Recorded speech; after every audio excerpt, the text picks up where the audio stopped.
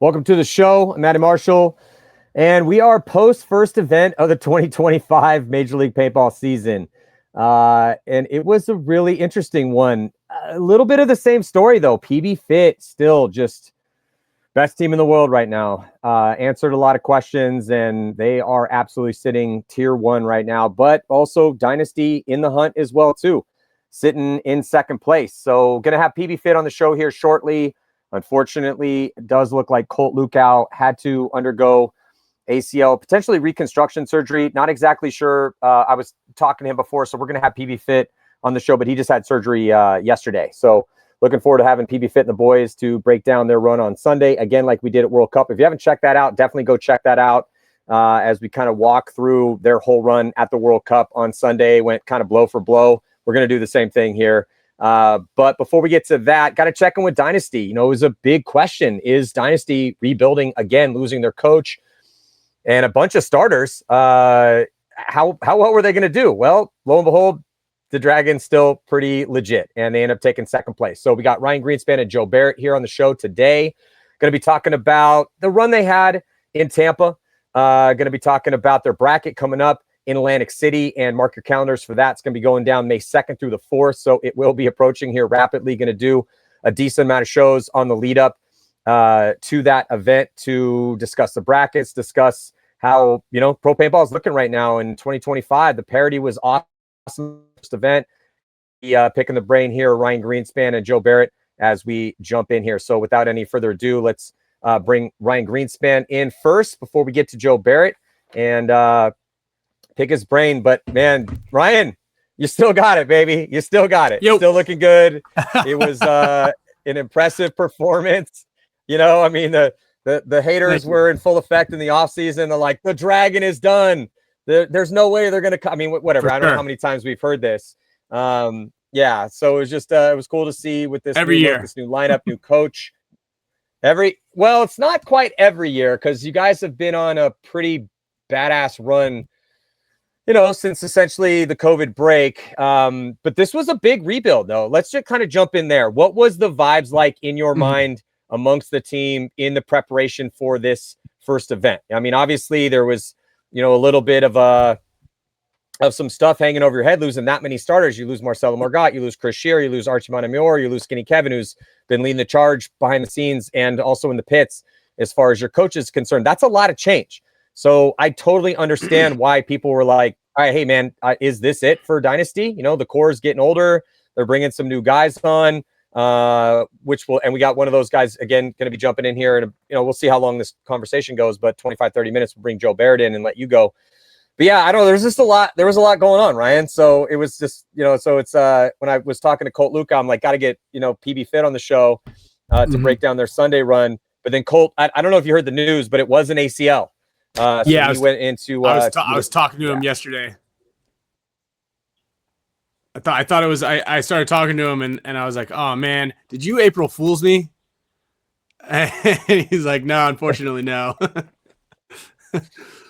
So yeah, I hope he has a speedy recovery.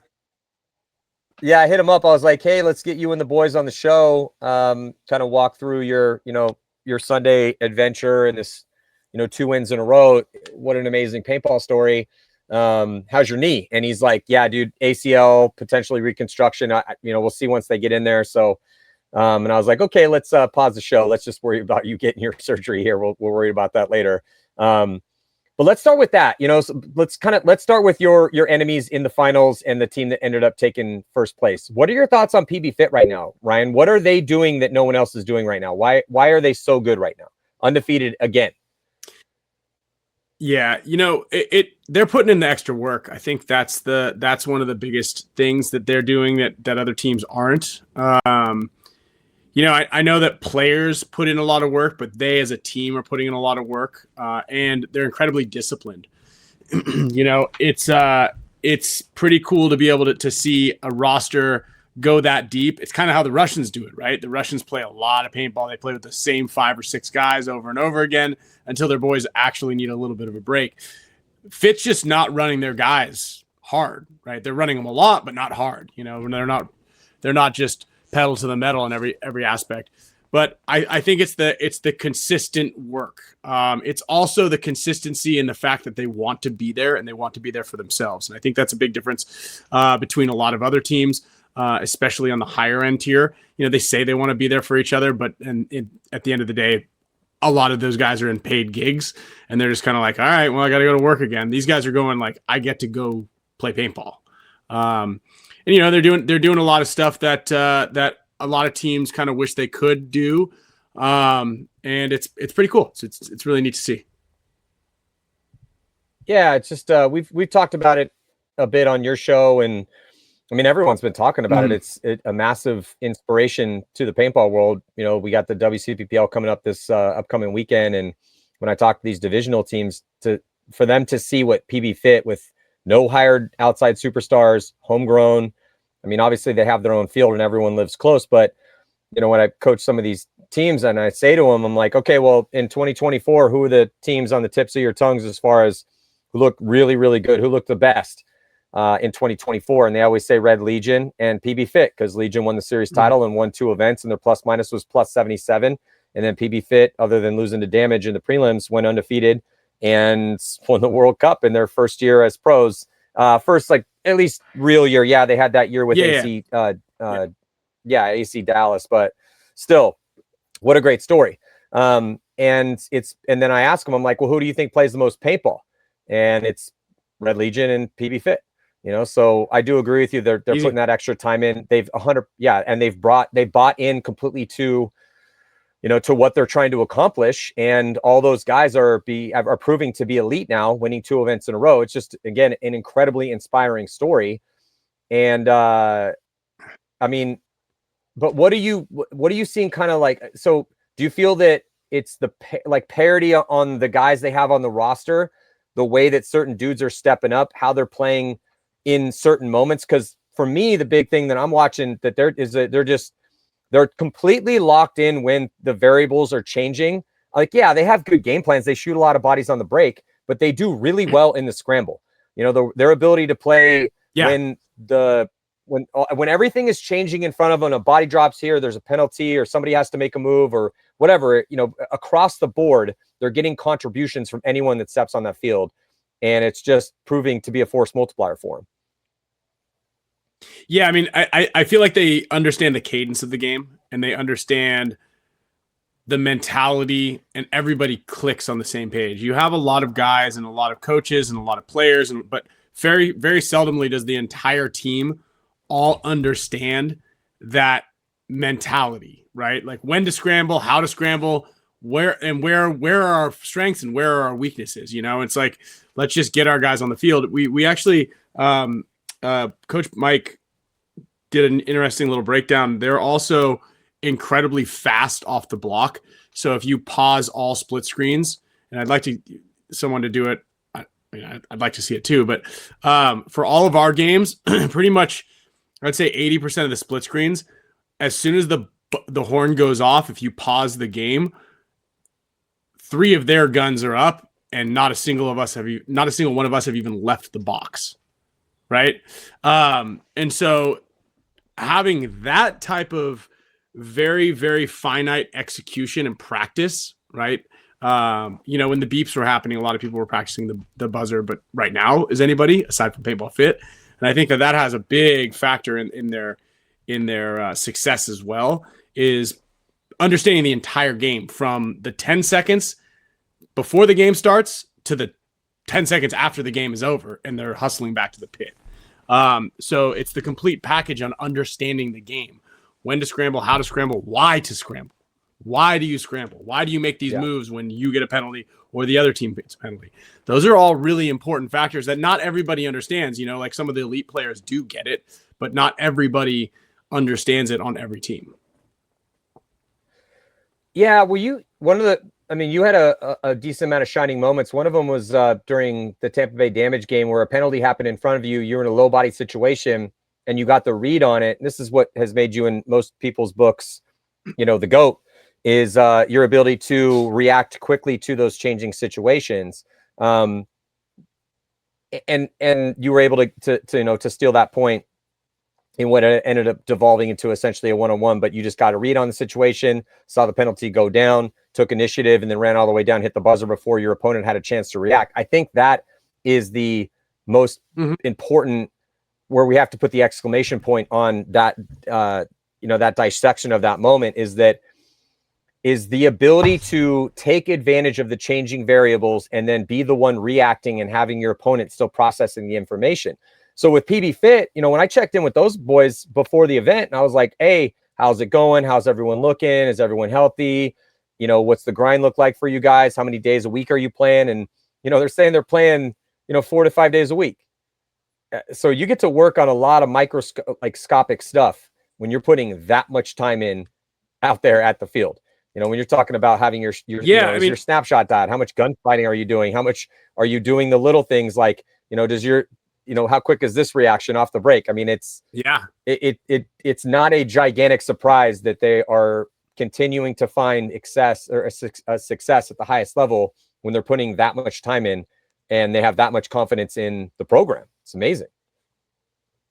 No, for sure. And that's also one of the things that the Russians find a lot of success in, is because they have specific coach and training during the week for their specific skill sets they need to work on. Okay. And so I know that's kind of a lot for someone to understand when they go to the paintball field. Cause Matty, when we're coaching, we're like, okay, guys, we got to do these drills. And everybody's like, I just want to play some points. Like, we mean drills, like we're going to be shooting at each other, right? Like, we're going to maybe some 3-on-5s or some 2-on-2s. A lot of people will do some of the work, the snap shooting, the breakout shooting. But if you just throw in like a couple of those things during every practice, sure, you're going to see a big increase. But if you're playing 4 or 5 times a week and you're doing these off the box shooting at a random 10-second countdown interval and you're hitting your target, and that's because what your job is. Like, some guys don't really need to practice running and diving in the snake and doing snap shooting out of the snake and crawling, because their job is to make sure the other team doesn't get into the snake, right? Their job is to make sure that you consistently shoot and hit those targets. So when you're practicing your reps of your skill set over and over again, that's why, NFL players, there's a coach, there's a offensive coach, or offensive coordinator, there's a running backs coach, a wide receiver coach, a defense coach. There's a coach for every single position that all answers to a higher tier. And if you're just getting your reps on your specific skill set, it's going to be huge. And I think it's going to be great to talk to Joe Barrett, because Joe's really good at dissecting and breaking down, like, okay, this is what I need to work on. Okay, this is where I was beat, right? Those guys were shooting this guy and I wasn't. Well, let me see and let me figure out how I can fix that. And he just posted something the other day, and he's like, I'm going to practice this specific type of shot because this is the type of shot I need to hit. This is what they were hitting. Yeah, he posts stuff about running certain drills. And well, let me ask you this question. What was it about Barrett that made you want to pick him up? Because Barrett had a really good first event for you guys. One of the questions for Dynasty, there was a bunch of them. But who was going to replace Chris Shear on that D side? And you guys went with Harrison Fry and Joe Barrett kind of as the 1-2 punch over there for the most part. And they excelled. Harry was great and Joe Barrett was great. You guys had multiple come from behind victories, and it was really fun to watch. You guys made it hyper entertaining out there. But Barrett definitely, based on his performance, drew, I think, his fair share of spins, and he earned it. So kind of talk to me about, without a doubt, the mindset behind picking up Barrett. And then how do you guys run playtime at the events? How does that kind of work for San Diego Dynasty? Yeah. So one of the things I think that really led to Joe. So as players were dropping off from the team and kind of the team was getting shaken down, we created a short list. I mean, you were on the call multiple times. I think we've talked about this a handful of times, but specifically, Joe was in there and he was towards the top of the list, but he wasn't number 1 on the list. And it wasn't really for any other reason. Otherwise, we just didn't really know him very well. And we're like, okay, is that the type of player we need? What if we do this? What if we do that? Like, I don't know if anybody's been watching Yosh play paintball the last couple of years, but he hasn't gotten a ton of time on the field, but that's because he was competing with Marcelo. And when Yosh is on the field, he's absolutely lights out.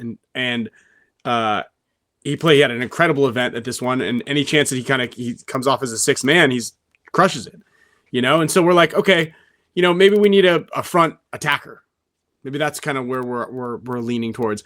And Joe kind of reached out to us individually. Was like, hey, do you mind if I can I borrow can I bend your ear for, just a minute or two? I just really want to plead my case for why I think I can help Dynasty. And I was like, yeah, all right. I'll give him a chat. And he was incredibly compelling. He showed his drive, his determination right there, his vulnerability, and his sacrifice for what he was, willing to pass on offers that he was going to get, which were significantly higher than what Dynasty is able to offer, because he wanted the opportunity to play with us and possibly contribute to our history of winning success, and so he sold me right away. And to be honest, I was just kind of like, Joe, do we need another Harrison? We got Harry. Harry's like, do we want everybody to fit in? We want everybody to the demographic on the team to fit. Do we want another barefoot guy? Because everybody has like this preconceived notion of each player without having spent an amount of time with them. And I mean, I'll tell you what, Harry's a fantastic human being, and we are super lucky to have grabbed him also from Infamous.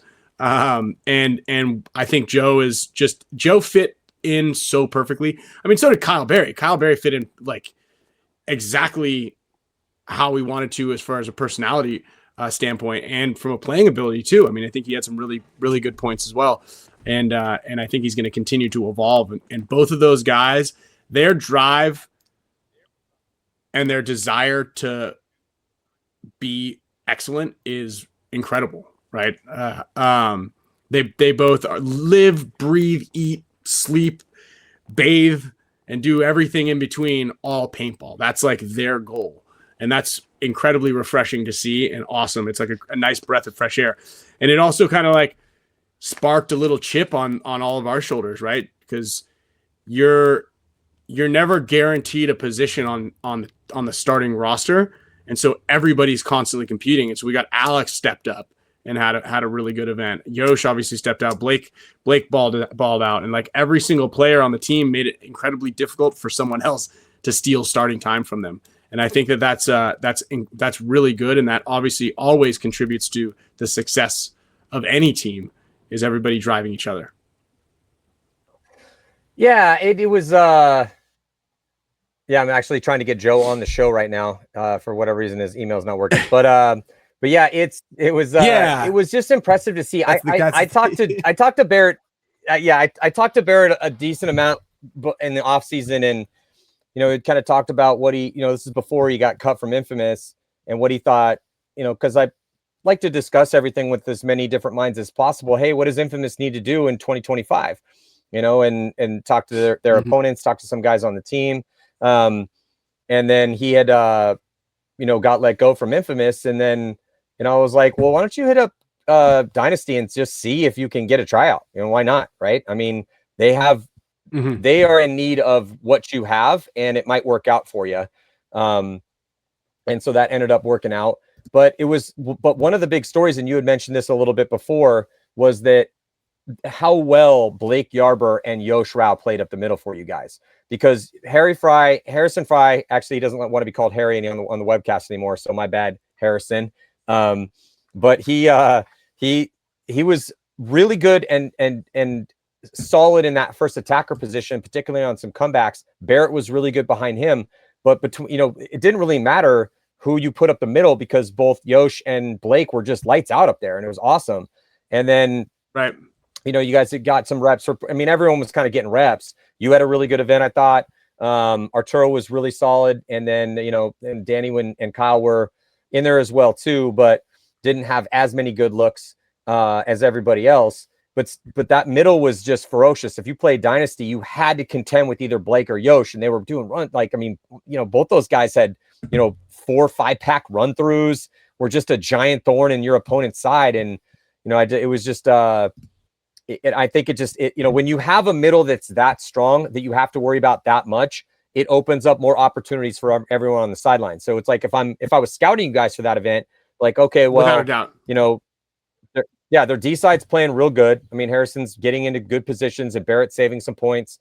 Arturo and Ryan are playing great. They're getting reps for Kyle a little bit, reps for Danny a little bit. You know, those guys had a couple good ones. But man, we have to deal with Yosh or Blake up the middle. Like we got to either fight fire with fire. We got to put guns that way. Like we can't just be letting those dudes just walk all over that center little playground of bunkers that was up there and do whatever they want. And so a lot of people were putting attention that way. It just really helped out your sidelines a little bit. Was that kind of obviously it worked out that way, but was that the kind of intention of the strategy when you guys were kind of walking this field? Or was it, okay, well, we're just happen to catch a hot one from both Blake and Yosh, so this is helping us out a little bit. This is best case scenario right here.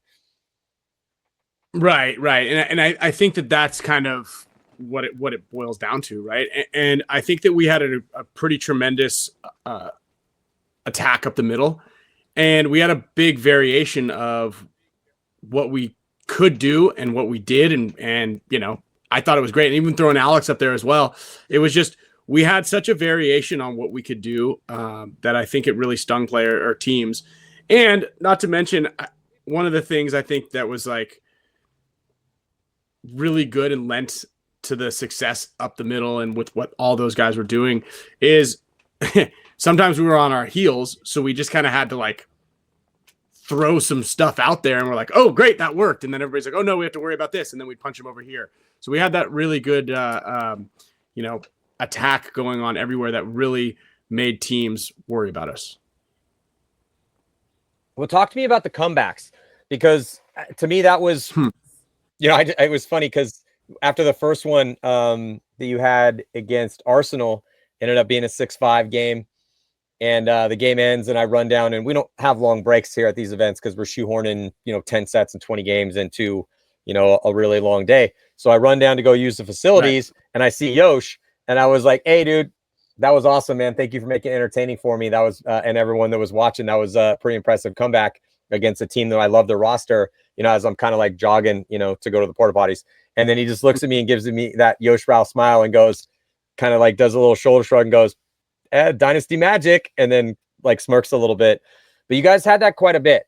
And it was, so what is it like in the pits in those situations? Why is Dynasty year after year, decade after decade good in those situations? I've been on the receiving end of that a few times long ago, and here we are, in our advanced age, and it's still happening. So what is it about that? Like, kind of define the mental tenacity needed to persevere in those moments, and then I guess maybe how was it in the meetings after that? Because you guys were definitely making enough mistakes to go down, but you were saving these wins. You guys only lost one game, and it was to the team that won the tournament.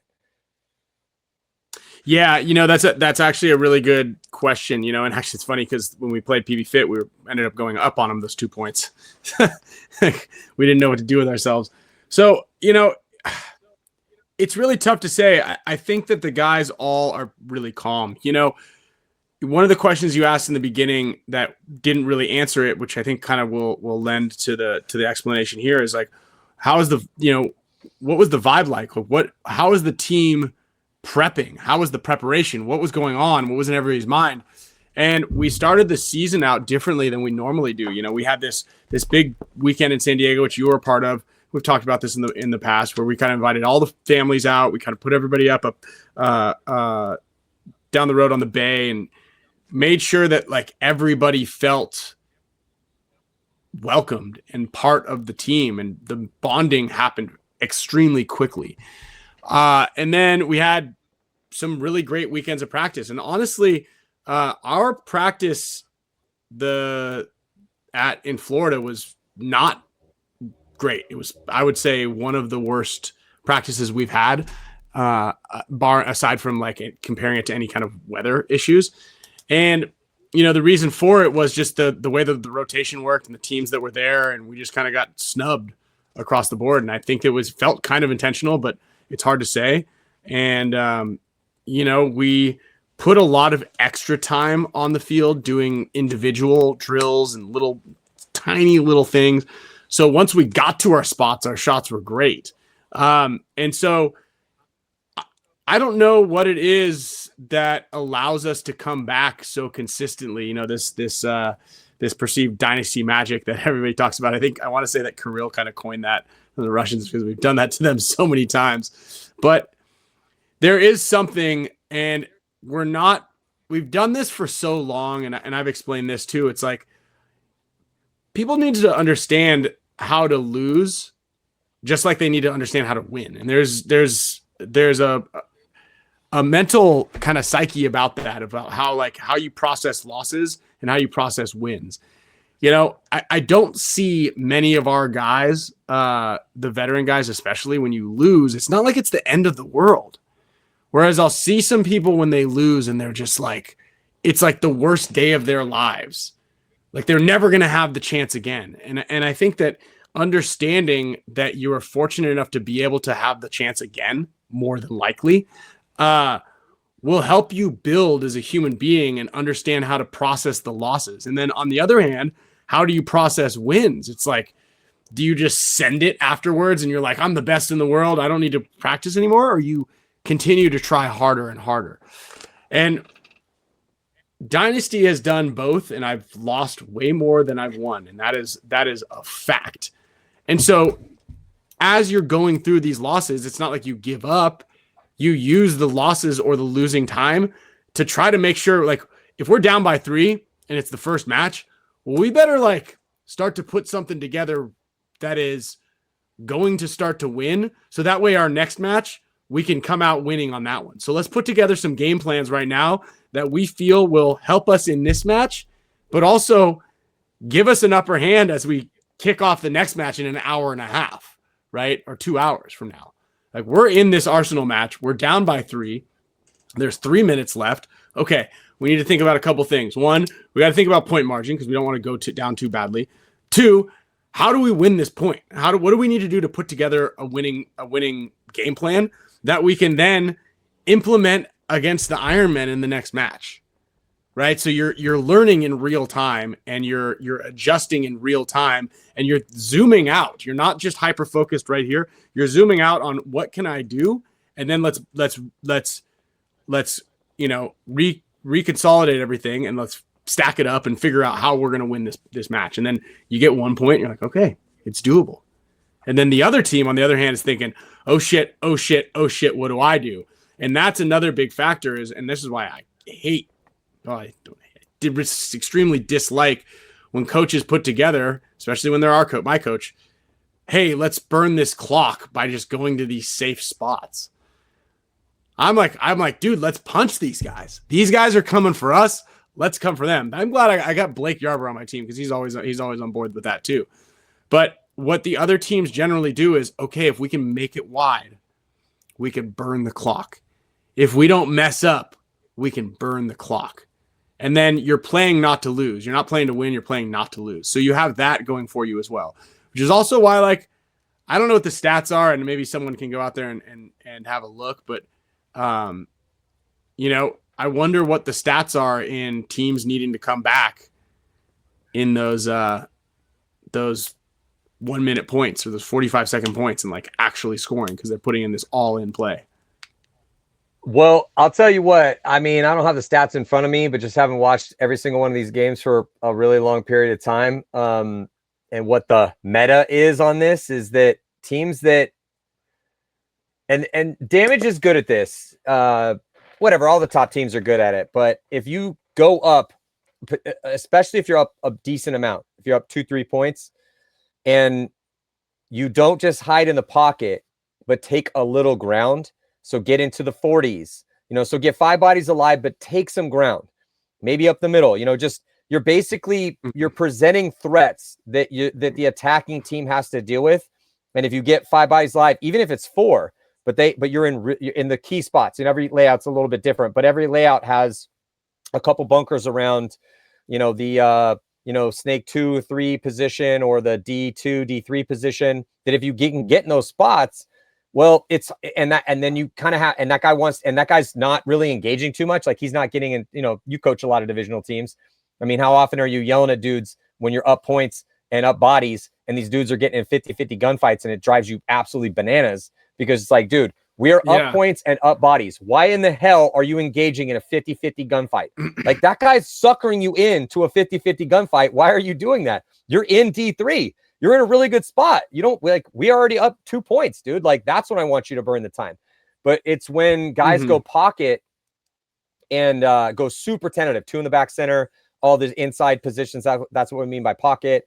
It's incredibly tame breakout. Yeah, it's safe. But the problem is, you know, is it you're inside, and if they get outside. So, you know, for instance, in some of those comebacks, you guys are punching up the middle. You're sending Harry to D3. You're sending, you know, Arturo into the snake, and you guys are all of a sudden you're taking all those spots, and they went heavy guns, and they didn't get any kills, or God forbid they lost a body, and then now you guys are out. You guys have outside contain. They're all trapped in the pocket, and all of a sudden they lose in 45 seconds. Like, oh, okay, well, they're coming back. All right, we just got to shoot a body on the break. Hey, boys, 5 alive. Let's shoot a body on the break. We got this. Let's burn that clock. And it's exactly what you were saying. That's just not the meta. Right. That's not the basic principle of foundational elite paintball of how it's supposed to go down. So yeah, I totally agree. But also, I mean, you know, you guys, if you are deciding to if you're down 3 like you guys were, and you want to win the game and not just control margin, like, all right, dude, we're already down 3, kind of getting our asses kicked a little bit here.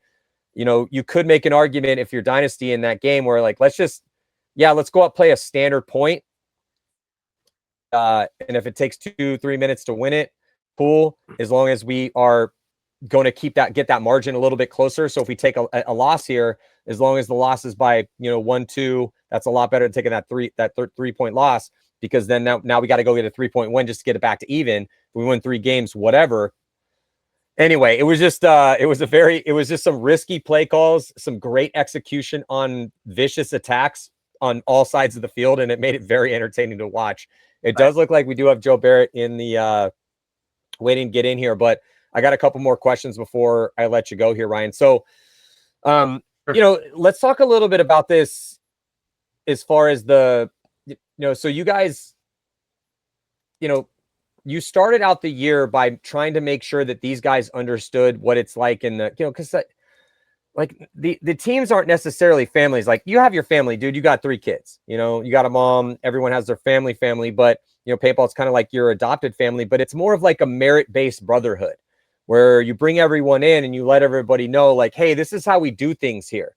Talk to me how important it is to get buy-in on that side of things and to get everyone kind of linked in mentally in a way that's going to groove them into the mindset of the overarching team and the longevity that it's had. Yeah, you know, honestly, there's no special cookbook. You know, I honestly, things were turned upside down this year as it was because of how organized Mike Bianca is and how goal oriented he is. You know, when we went to practice before, it would kind of be, we're organized, which is funny. Maybe Joe will tell this anecdote. We'll like email out the schedule of when people arrive and who's coming in when and who's got rental cars. And he's like, holy crap, this is like super helpful. You know, it's like, oh, nobody else is organized like this, or the team that you haven't played it's kind of funny there. But for the most part, we would all arrive and then we just practice, and Skinny Kevin would kind of like sit in a chair somewhere in the back behind a net and then come by every like so often and be like, okay, here's the new lines, and then like walk off.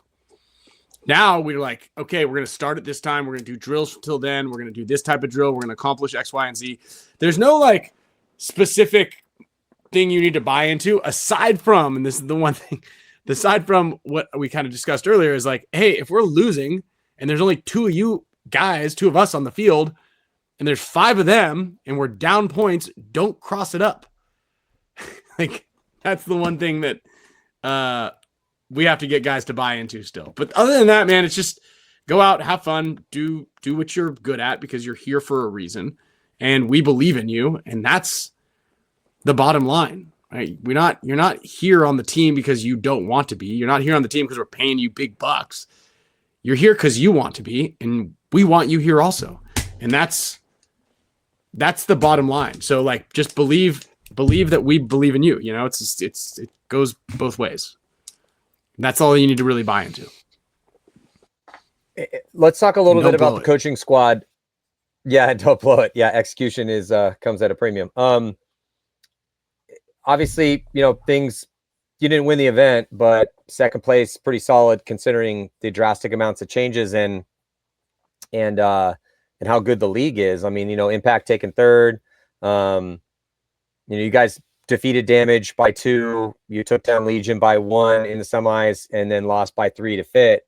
Are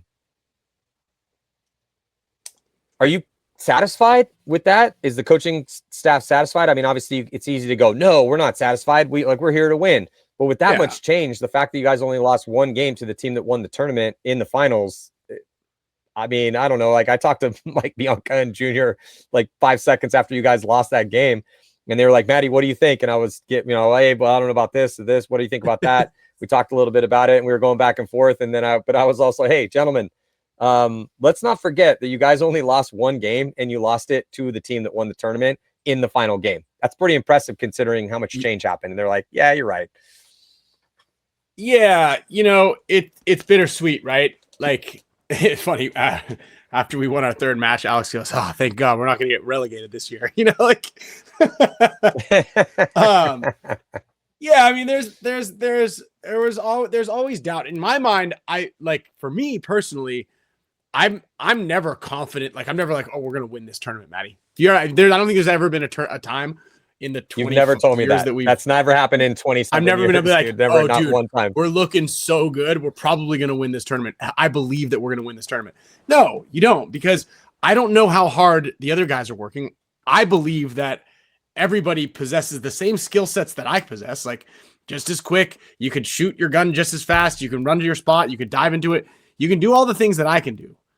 And so for me, I believe that everybody should be able to do the same stuff that we're able to do. It's not like there's not many secrets. I mean, the PB Fit guys, albeit, did have some pretty atrocious bounce shots out there that I wasn't prepared for, even though someone warned me about it before our match. It was like, dude, there are some things that I didn't even know existed out there that they were able to figure out. But for the most part, like, there aren't many secrets, especially by the finals. Like, if there were any secrets, some teams have already shown them to you, and So I believe that everybody is on an equal playing field and has the same tools that we have. Everybody's got plenty of paintballs to shoot with. Everybody's has been playing paintball for a long time, and I believe in everybody else, unfortunately. So for me, is second place good? Yeah, I think that's pretty good. I wish that it was first, but I'm sure as shit glad that we didn't not make Sunday, right? So it's bittersweet. And again, you're learning from the mistakes, you're learning from the little things. And I just hope that we can continue on. I hope that we win an event this year. That is extremely difficult to do. And we just had Brad from Paintball Ruin My Life on the show, on the Spick and Span show last night. And he was like, it is incredible to think in the modern version of the NXL right now that, he says, like, X amount of teams have won a tournament. Goes, PB Fit right now, having won 2 events, is in the top 7 of all-time teams of winning. With X Factor, have won 2 events. Us and Impact are the top 2 teams, and then right below that is like PB Fit and X Factor and all these other teams. So, like, winning a tournament is extremely difficult to do. So yeah, go ahead. Yeah, it just depends on how far back we want to go. I was just saying this modern version of the NXL that was launched in whenever.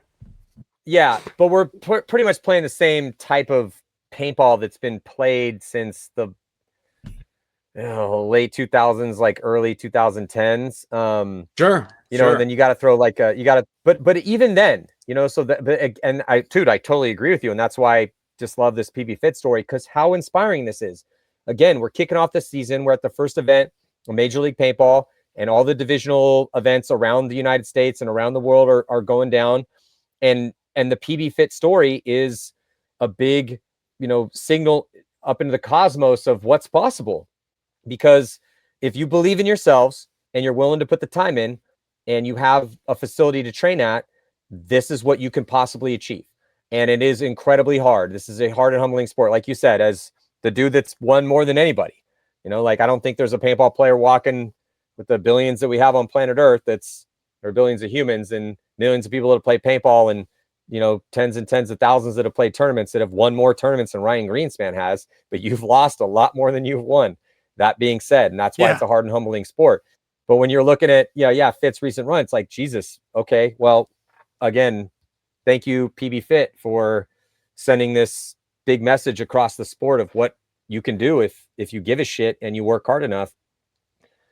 And then with Impact, again, obviously we've been discussing you guys here sitting at second place. Again, first event now, Impact third overall, with their loss to PB Fit by 1. And then Legion, are you killing flies in there, bro? What's going on?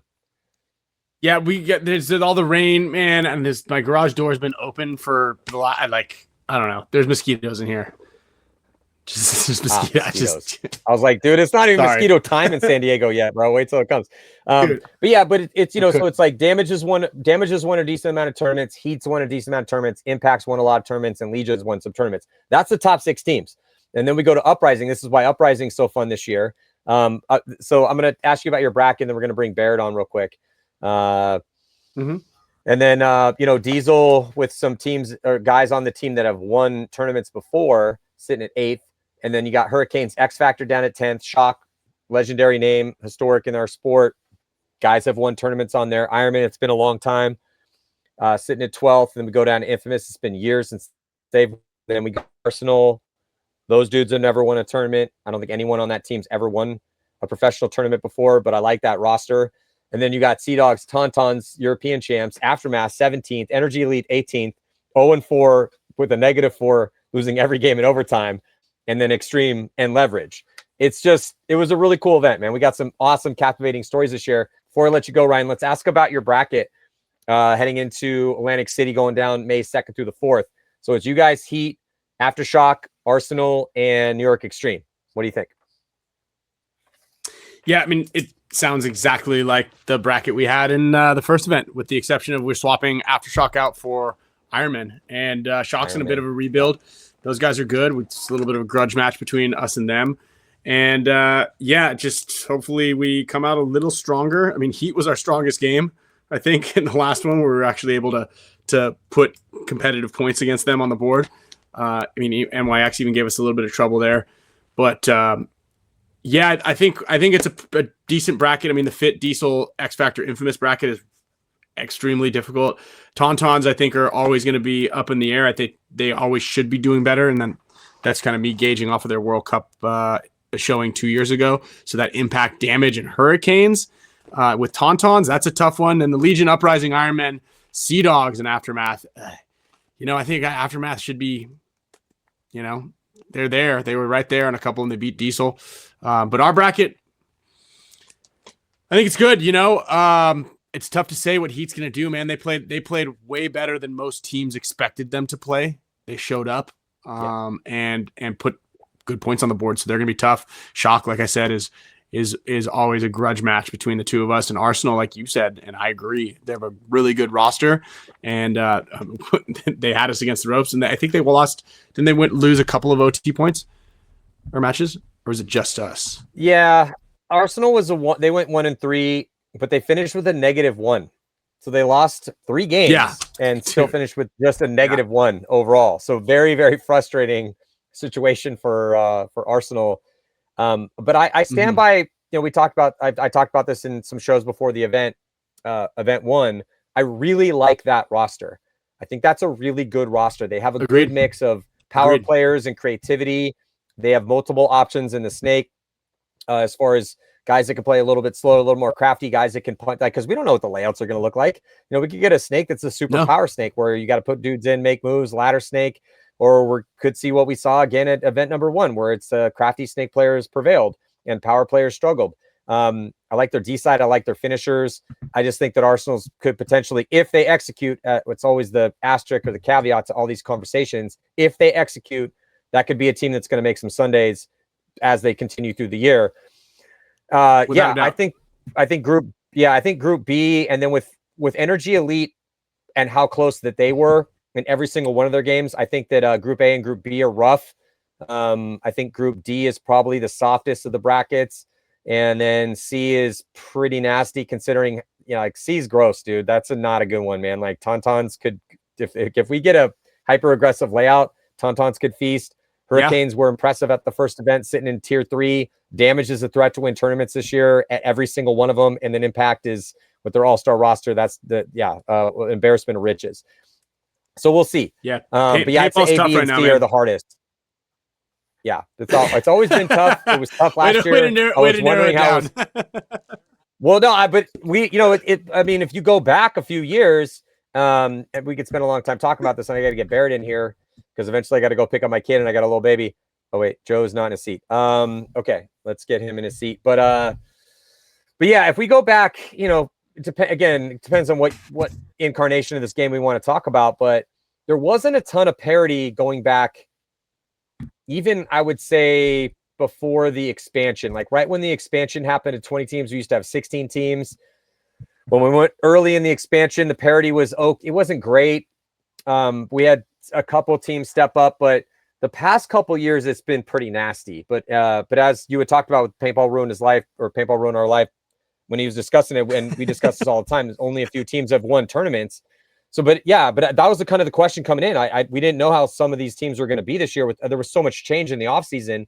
I didn't know if we were going to see parity again, and we still have 4 more events to go. So maybe it will sort itself out. Maybe event 2 will be different. So looks like hopefully is Barrett good to go. Hopefully we can get Joe Barrett in here. But Ryan, thank you so much. Make sure everyone checks out the Spick and Span show Tuesdays 4 p.m. Yeah, dude, Spick and Span magic on the last or 2 weeks ago, because my wife had been like, hey, the baby could come any day for the past 2 weeks. And then then you asked me, hey, and I texted you, I said, you said, come on the show and your baby will come out after the show. You called it, dude, because that's exactly what happened. As I was sitting there towards the tail end of the show, got the text. It was like, it's time. I had to drive through traffic from PB out to where I live in Eastern San Diego, like a bat out of hell. Anyway, so yeah, got the healthy baby girl. Everything's awesome. Good. Yeah. So, but yeah, Ryan, thank you for everything you do for the sport, man. You had such a good look at the first one. It really was impressive. Thank you. Definitely, it's just cool because we're starting to see, guys come back into the sport that maybe played when they were in their 20s and maybe gave up on it. But I think the Dynasty's success in the past few years is just like PB Fit's success. Those are 2 really, I think, foundational stories moving forward in the game here in 2025. I think those lessons and that example is going to continue to resonate here for a long time coming. Agreed. So appreciate everything that you do for the sport, and I will see you soon, brother. Awesome. Thanks, Matty. Are you going to be at the event this weekend?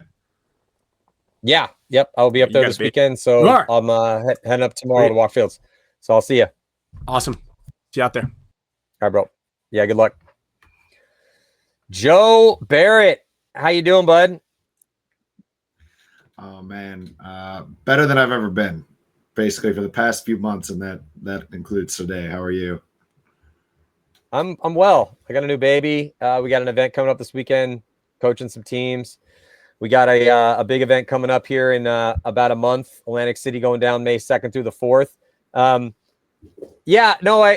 was kind of setting some different as far as timings of shows up, and I was like, who do I want to touch base with on Dynasty? I was like, I got to get Barrett on the show. Let's get Barrett in.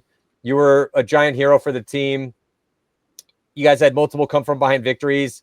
And so I just wanted to pick your brain a little bit, obviously, because I mean, it was getting a little weird for you in the off season, bro. Infamous let you go. We had some conversations and you had to kind of see how the cosmic chips were going to kind of lay out, and you helped make that.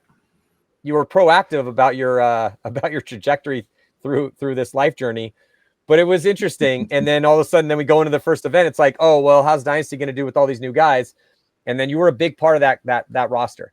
I mean, you had some huge moments for them. You got a ton of playing time, and you kept earning it out there. You saved some games. So just kind of before we kind of jump into a few specifics here, what was it? Were you intimidated before this first event? Were you just feeling it? Was it? I mean, be honest with me. What was it like mentally for you heading into this first event, playing on San Diego Dynasty?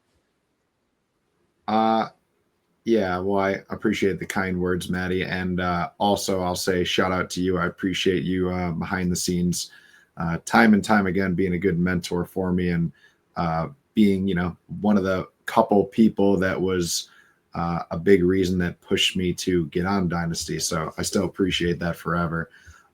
As far as how I was feeling coming into that event, it's interesting. Like, I think when you come on to one of these top teams, like when I first went on Damage, there's this part of you that's kind of like, it's like what Ryan was saying at the end of his segment. It's like, don't fuck up, like don't choke, don't cost these guys the win. Like they know what to do. They can win. So as long as you don't make mistakes, you'll win. Right. And so you think you're going to have that. And I've had that in the past with other teams where it's like, hey, don't make mistakes. So then you kind of like play to not lose rather than play to win. But the feeling of coming into that event, I had already practiced with them a few full weekends.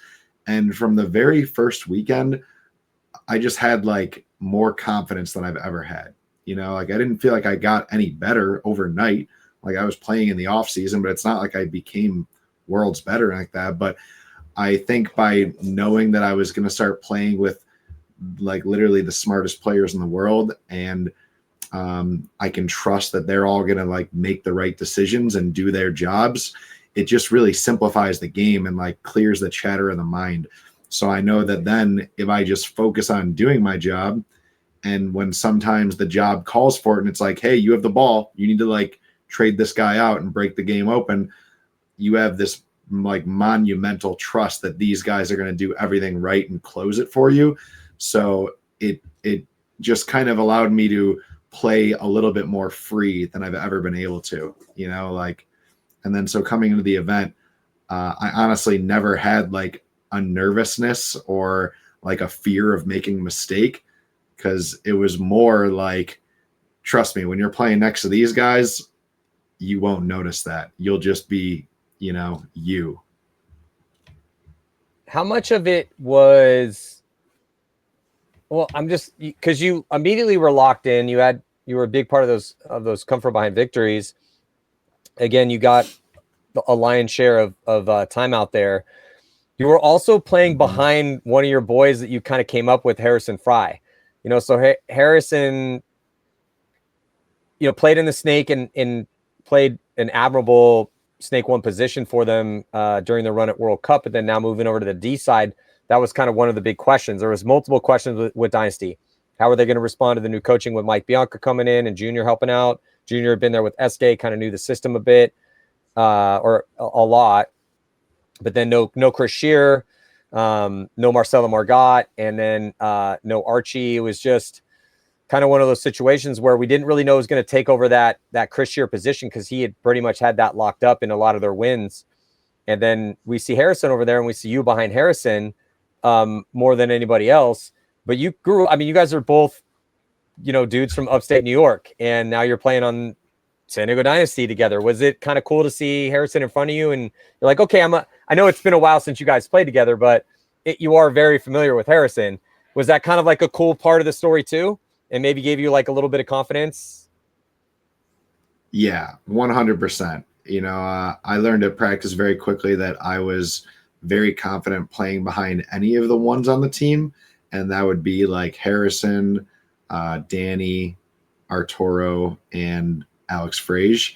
But, me and Artie, like, it's funny. I just made a post about this earlier today to kind of like give him his flowers after seeing Dynasty share a post of us, because, we experienced a lot of like really like, I don't know, just epic moments together that tournament. And Harrison's been one of my best friends for forever. Like, I think I met him and played with him longer than I've played with anybody else in the professional division. I've played in more countries with him than anybody else. I've traveled to more places. I've done more things, and I've had a lot of, unbelievable experiences, mostly great, but some not so good. And so like, we have this kind of bond that you get, like, you only really get when you spend a ton of time with someone and like had a lot of peak experiences. So I think that really like adds to just easy chemistry, because now you have like this level of trust with each other from going through the shit, you know? And I knew it was going to work really good. And like we had this practice against Aftermath the first weekend, and me and Harrison pulled like a 2-on-5 next to each other, like a bunker away from each other. And I heard somebody else say it. They were like, oh, that's going to be a problem for the league. And I was like, I already saw. I'm like, I completely agree. It's going to be like this a lot. You know, we're not always going to pull stuff like that, but we will do it sometimes just from like chemistry and communication. And, you know, I've played a role player position for a long time now, which means I generally am a guy responsible for stopping a lot of really good front players in the league. And I can tell you this, like there's a lot of really good ones out there. Like there's the guys who everybody think are elite. And most of them are, right? But from having to stop them all, like Harrison is a motherfucker to play against. And if people didn't know he wasn't elite before, they do now. Like I can tell you that there's some guys that, yeah, their timing's good. They're really consistent, high survivability, but they're like opportunists, you know? Whereas Harrison is very confident with his gun skills. So he will constantly test you the entire point. And he's either going to put that first ball in your face or fight to put you in. So like, I love playing with a, you know, not as a person, but just as a player. Harrison is like a gritty, like clawing tooth and nail to fight down the field and come and kill you front player. Whereas other guys are a little bit less risky. They're like, don't pick a gunfight, ask for your guy for help, this and that. Harrison is a killing machine. And I'm one of those players who like wants to make it where that guy never has to worry about getting bunkered, or let alone, I'm not even gonna let the other front player get near them, because that's kind of what I do, is like stop the best front players. So that combo really works well, because it's like the other team must get frustrated. Like, well, we're losing on the D side, or at least Dorito side. Can you guys get going? Like, can you get down the field and get production? And more times they're not gonna. But Harrison is gonna be down the field shooting guys right out of their bunker more times than not. So I love it. It's like, it's kind of the combination I've been waiting for. Well, talk to me a little bit about that, because what do you feel you're doing well in your position? You know, you're saying, okay, well, my job is to shut down opposing ones, first attackers, make them not play paintball, protect my guy. And then obviously you're saving these points by being very quick to respond to the changing variables, putting yourself in good positions, very understanding of the clock. So what are the, you know, because, you know, we got the kickoff of the season here. WCPPL is coming up this weekend. We got a bunch of divisional events coming up. There's a second event coming up here, obviously Major League Paintball in Atlantic City. There's probably a decent amount of people that are going to watch this, to play your position. They play that 2-3 position on the D side. Obviously, you can play middle, you can play snake side, whatever. But there's a lot of guys that play that position. What are those intangibles? I mean, you don't have to break down the whole clinic here, because I don't got you for forever, and I got to bounce to get my kid soon. But you know, like what is, like, give me a couple of pointers. You know, what is it? What can guys be trying to think about heading into their beginning of their season here soon to play your spot? Yeah. Okay. So, you know, I think when you're going to become a 2, number 1 is protect your front guy and support him, right? Number 2 is don't let the other front guy come down the field. So you always like prioritize, right? So you're like, okay, no matter what, like I'll generally die or get bunkered is in my head before I let my front guy get bunkered, because I want him to play confidently all game, thinking like, well, sweet, I can go to the 50, I can go into enemy territory, and I'm never getting shot 10 times in the back of the head. So why would I not keep going, right? Like there's this mental part of paintball where the guys who let their front guys get bunkered, eventually that front guy plays a little bit more passive, because he's always getting stuck by the other guy when he gets into the spot where there should be reward. So like I've always made it like such a mandatory rule of my game, where it's like I even tell my front guys, I'm like, you will never have to worry about getting bunkered with me. And then the other thing I like doing is not like, you're not going to win every point, right? But whether I win or lose, even in the points I lose, I always just make it like imperative that we are not losing because the guy that I'm responsible comes down and wins the game. If we, there's teamwork. If somebody tells me to switch, I'm going to do things. But if I'm told, Joe, don't let blank good front player get to that 50 or our side and shoot us all on the side of the head, then like I'll feel embarrassed if it happens. So in my head, I'm like, I don't care who it is. I am never letting that guy come win the game. And, we're not perfect. Every once in a while they do, but more times than not, they don't, because like it's my other biggest priority is like, do your job. Do your job so good that if things are going wrong, people can go, okay, well, at least that part of the game plan over there is working fine. So let's make the adjustments over here. And that's been like, I've done that since like DMG, where it's like, put the extra bodies over there. Like I will handle this. I think those are my two biggest tips I could tell to, role players, 2s and 3s is like, make your front guy understand that he can trust you no matter what. Like make it your priority where you do not let that guy get bunkered, or don't let that other guy get down the field as far as your guy can get.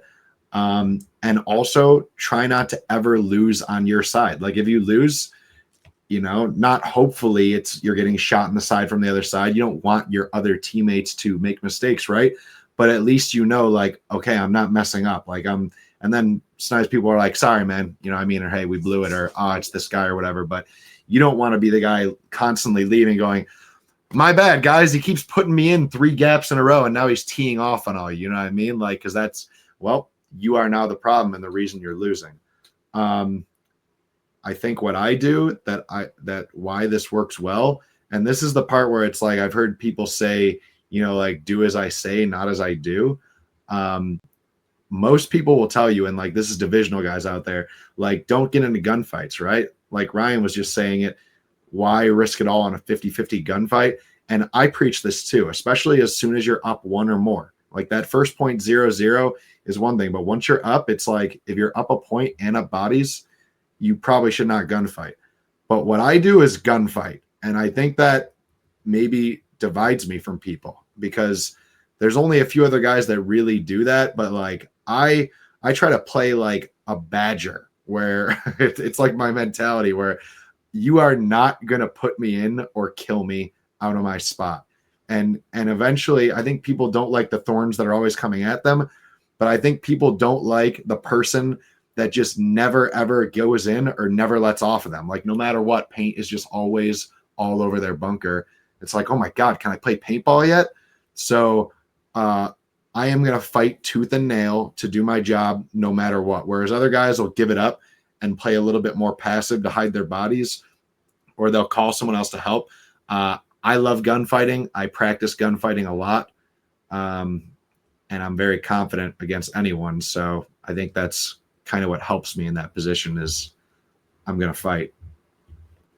Yeah, it is important to be relentless, but I would venture to say that, and I appreciate what you're saying, but you're probably still picking and choosing when to engage out of your bunker more intelligently than, or probably at like a 90th percentile over anyone else to be able to do the job that you do on a team that you do it on, and to have to make your way. So I think there's some nuance there, not to push back a ton, because I do agree with you.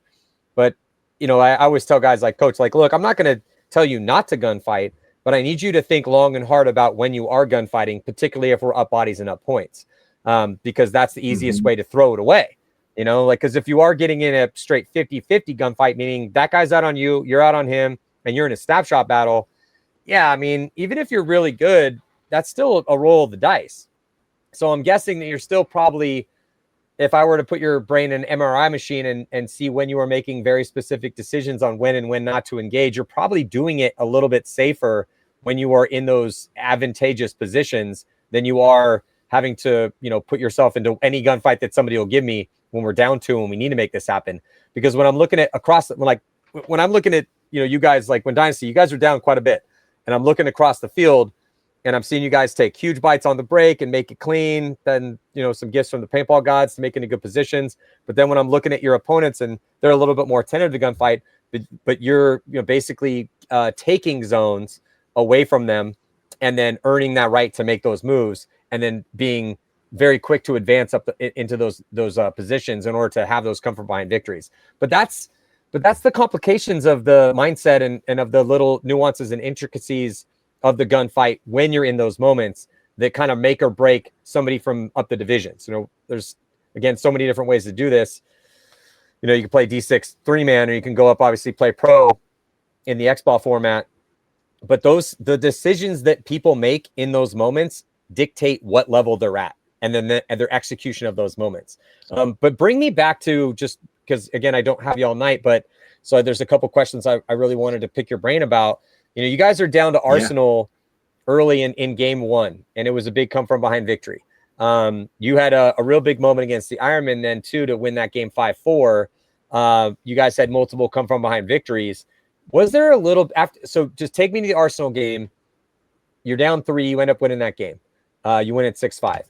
After that win, was there kind of like, oh, okay, like a little bit of a pressure off as far as, obviously you got a lot more tournament to play, but okay, we already just had a miraculous moment out here. We had to come from behind victory. We know we can do this now. Did that help the next come from behind victories? That like confidence boost of getting that first one in the bag? Yeah, I mean, anytime you get the first one out of the way and you're not starting a tournament down, 0-1, that's huge, right? It definitely sucks to be like, oh, we've lost our first one. If we lose this next one, we're probably out. So like, fate's still kind of in our hands, but now we have to play. But Joe, I'm not talking about the win itself. I'm talking about the way it was won, that you were down and then you scrapped out this crazy come from behind victory against a really tough roster. Yeah, it's game one. So you get a win game one. Cool. We're not starting down, but it's the way that it was won. Was that the confidence booster? Like, we can do this shit. That was definitely, that is a confidence booster. I mean, it's just like when you're coming back in a match, it's a momentum swing, and momentum carries over to the following matches. So you're like, okay, we got all of our like crap out of the way early that game. We came back, we won the overtime. At this point, we should be playing at least this level, and we should be getting better every point. So that's the way I see it. I try to play very much like only in the moment and only really thinking 1 point at a time. And often I'm only thinking 1 kill at a time. Like right at the breakout, it's like, just get this first kill. Then we'll start thinking about what do we do in the 5-on-4. The thing I took away from that first game is like, I don't think we had like a special superstar moment in that overtime, but we lost the body off break. So we were also down 5-on-4 in overtime, and they were playing good. Arsenal was playing good paintball. And at that point, like, I saw where everybody was, and I realized Blake could take my job. And I have 2 free bodies on Snake side with Arturo and Ryan. And so I don't really have to do anything, but I'm far enough back that I could quarterback it. And it was like the first moment that I was like, oh, okay, I need to do more of my job here. I actually should just probably put my gun down, be alive in this Aztec, and start quarterbacking the situation. And then slowly but surely, Ryan takes the ball and goes and does what I'm like trying to say out needs to happen. And then we win the game. And I'm like, all right, cool. To me, I thought that was a more important moment, at least for how I was feeling about how the tournament was going to go, than like, stealing it with the buzzer beater. Because it's like, okay, cool. Like everybody kind of trusts whoever starts putting the plan together. It's not like, oh, wait for our Ryans or Yoshas or our quarterbacks. And that's when I was like really locked in on like, there is no hesitation. There's no second thinking. There's no anything anymore, because everybody here is so unified on the same goal and with such a level of trust that, you're all there for a reason. So if you make a move, they're like, yeah, I bet you should make that move. And if you say something, they're like, I trust you. I'll go do that. So I really like that. That was a great match. Well, and then take me to the Ironman game. So Harrison has like a little John Wick moment where he runs through and one hand's the last guy. And then you kind of get you can kind of see, and guys, if you haven't seen this, go back and check these out on MajorLeaguePaintballPlus.com. It's incredibly impressive. And also good to just take a clinic, man. Just kind of look at it blow for blow and see how Dynasty came back from these deficits. But this one, So Harry leads it off, unconventional way to bunker that last guy, and then you get a read on it, full send over the top, and then you kind of kick Lemon in the knee or the chest. It looked like on your catapult over the start gate. Did you know you had it in the bag at that point in time, or were you unsure when you jumped up? Like, did we get it? Did I not get it? Are we good to go or not? No, when I jumped over it, I knew 100% I got it because I knew that nobody had shot at me the whole way. Everybody was shooting at like either Snakeside or at Harrison. And as I was trailing behind Harrison, I could see him shooting guys out of the pocket. And I shot the guy out of the center tower, like literally right in time where if I didn't shoot him, he was going to shoot Harrison coming out of the other side of the 50 brick. So as I hit him, he puts his gun up, Harrison goes. And the only thing I know at this point, I'm like looking at the bodies, is there's one left. And I saw him make it out here to this Aztec.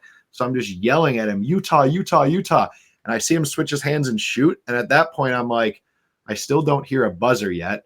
So there's no time to look over or see what happened or look and see if that guy actually died. He's either alive or not, but I just need to run and hit this thing. And when I dove over and hit it, I was like, holy shit, there's still time left. And I hit the ground, rolled in a bunch of paint, and you can feel it. Like I thought it like crushed all over my back and pack. So I'm just, yeah, I'm already like telling the ref next to me, like as I'm rolling, I'm like, you saw that, ref? No one was shooting. And he's walking over and he's like, I saw it. And I'm like, no one was left alive. There's probably covered in hits, but like, I'm clean, ref. And he's like, you're good. I saw you were clean in the dive. That is all from the ground, and gave me the thumbs up. And that was a sweet moment too, because it's like, over time, anything could happen. You could lose two bodies off break or whatever, but we decided no overtime. Like we're going for it right here. And, you're not really thinking in 22 seconds. You're kind of just feeling it. You're in the flow state. You kind of have to play off of, muscle memory and trust that you've done the drills on this layout so many times. You're going to hit those shots while at full speed in the open and whatever. And we did it, like you're not questioning it. You believe it. You all buy in and you go, and your body kind of just takes over from there. And then after you do it, you're like, man, that is really hard to do. So, not that I didn't believe, but holy shit, I'm happy it happened. Yeah, it was just a really, I was happy for you, Joe. You had some uncertainty in the offseason and departed ways with Infamous, and then you go to Dynasty and this rebuild, and a lot of people didn't really know what that was going to look like to start out, probably including yourselves, and it all worked out. You guys made it all the way to the finals and lost to PV Fit, which is the best team in the world right now.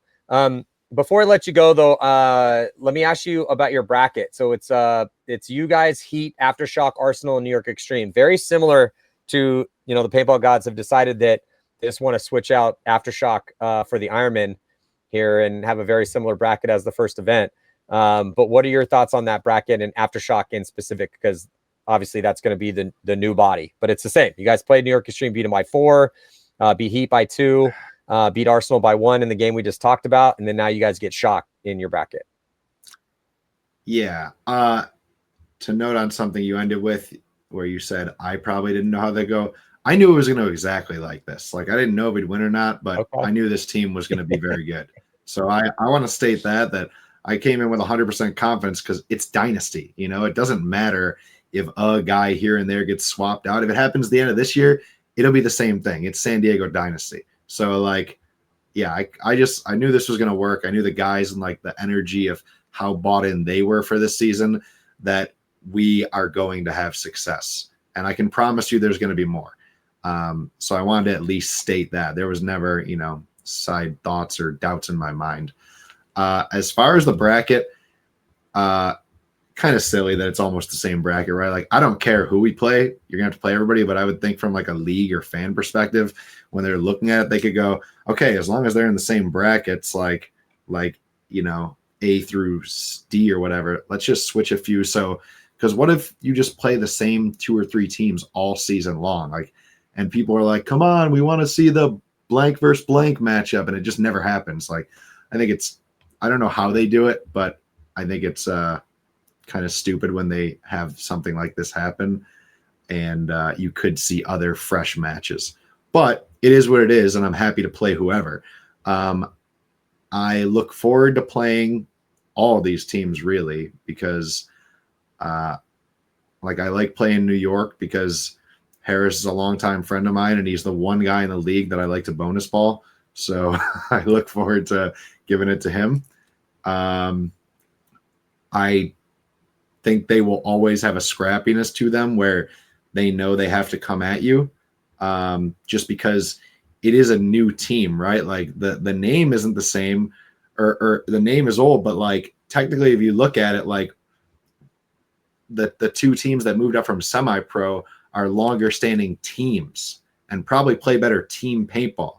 You know, like some of the New York guys haven't really played together, and a few of them have only played together for like a year or two.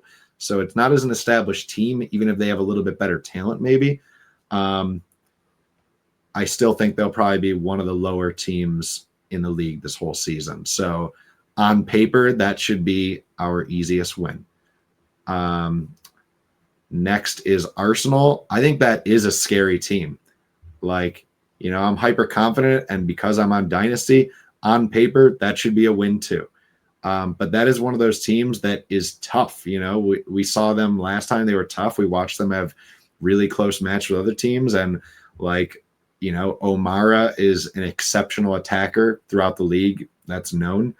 But also Tomcat and what's his name? Elliot Weaver are some of the most solid and probably underrated role players in our league. Like, they are both absolutely solid. There's very little you could ask them to do more. And even better, they're tall, so they can play spots that you normally can't, and they can break shoot guys that nobody else is break shooting. So that will be a very, very tough match. But I look forward to it. What is the next one? So Ironman got Shock. Gotcha. Shock is obviously a tough team. Like, they came in last year in their first season and had a really good year. I think they were like top 7 or something like that overall. So, and they made it to a finals. So that's a good team that always shows that they could compete to go like far on Sunday. But I know they've had a bit of a rebuild. I don't know if that helps them or hurts them. And that's not necessarily because of the players they grabbed, right? Like, you could technically grab better players and it might not help you because it's like this new meshing of like people and personalities. So I don't think we have enough data to like create an average and see if that has been helpful or hurtful until the end of the season. We've only had one event, you know, and maybe some of those guys didn't get enough play time or should have got more or got too much. I also hear that event to event, some of their more core players are having issues like committing because of like work and real life things. So honestly, I don't know what Shock will get next event, but I imagine they're going to be tough and, you know, practice a lot and probably going to bring it at you very intensely. So yeah, I'm not sure. Next up is Heat. Houston Heat. Gotcha.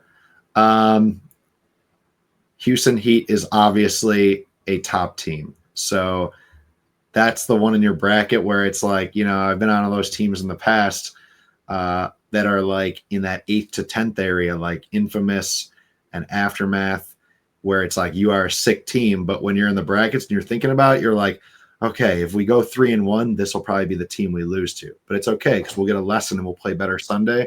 You always have that conversation about like the dynasties, impacts, damage, Heat, Russians, like those are the teams. Heat is one of those teams. They never miss a Sunday, and it seems like no matter what, they're just phenomenal and probably making Sunday, if not going deep.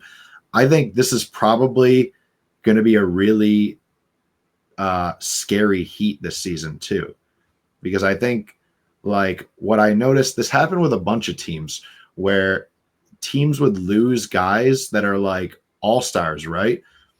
And then maybe that team, like let's say Heat, grabs a few guys that are like, you know what, let's just grab guys that are from this area.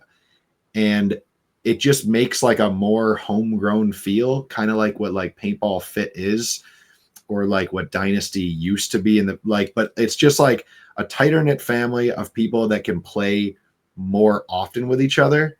And there's a few of the teams in the league that you see are kind of like moving towards this meta of like, all right, do we really want the very best guys if they can only play on layout weekends? Or should we grab like a pretty good sized core of guys that all actually live near each other and play at the same field, and they'll just get better chemistry together? And so, you know, Heat has some monster players on it. Like, I think Moorhead's super underrated, even though he's known to be super like badass out there and a killer on the D side. And they have a lot of like really intelligent players and, you know, infinite funding, all the resource in the world to go practice and play as much as they want. But I think the addition of these new guys, it's just like you, whenever I was around them, I saw and felt the same look and feeling that we had, where it's like, you just looked like guys that were happy to be around each other. Like the vibe looked really good, where I'm like, all right, those guys are all vibing. Like they seem to be very bought in on this new version of themselves. And it definitely showed. Yeah, it is interesting that you guys are playing a lot of the same teams, but I think you should be more mad at the paintball gods than the league, because I've been there for how they do this, and they put the top 4 teams across, and then they take the tier 5 teams and they put them into a trophy, and then they pull them out one for one randomly, and then line them up across the bottom. They do that for tier 4 and tier 3 and tier 2. And so it just appears that, other than shock, the paintball gods wanted you guys to have a similar layout or a similar, shakedown as far as who's playing who.